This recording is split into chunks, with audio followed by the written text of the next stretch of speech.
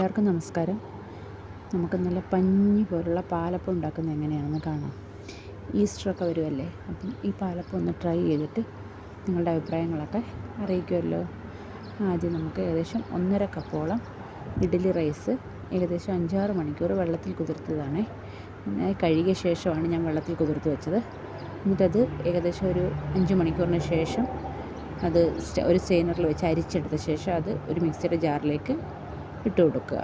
അതിലേക്ക് ഞാൻ തേങ്ങാവെള്ളം ചേർത്താണ് മാവരയ്ക്കുന്നത്. തേങ്ങാവെള്ളം ഒഴിച്ച് നന്നായി അരച്ചെടുക്കുക.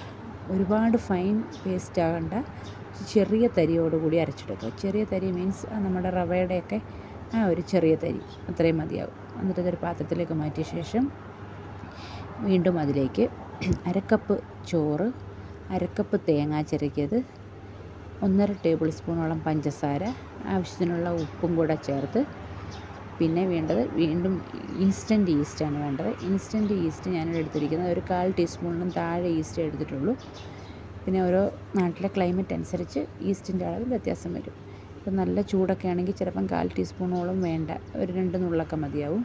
തണുപ്പാണെന്നുണ്ടെങ്കിൽ ഏകദേശം 1/2 ടീസ്പൂണോളം വേണ്ടി വരും. ഈസ്റ്റും ചേർത്ത് ബാക്കിയുള്ള തേങ്ങാവെള്ളവും ഇല്ലെന്നുണ്ടെങ്കിൽ സാദാ വെള്ളം ഒഴിച്ച് നന്നായി അരച്ചെടുക്കുക.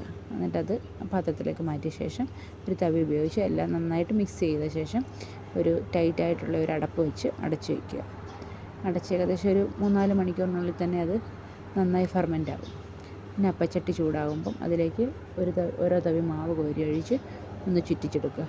ഒരു 2 സെക്കൻഡ് ഒന്ന് തുറന്ന് വെച്ച് ശേഷം വീണ്ടും അത് അടച്ചു വയ്ക്കുക. ഏകദേശം 1 മിനിറ്റിനുള്ളിൽ തന്നെ നമുക്ക് അപ്പം റെഡിയാവും. നല്ല പഞ്ഞി പോലെ ഇരിക്കുന്ന പാലപ്പം റെഡി.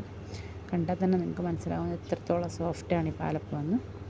പിന്നെ നമുക്കിത് ഈസ്റ്റർ സ്പെഷ്യലായിട്ട് നമുക്ക് ട്രൈ ചെയ്ത് നോക്കാം.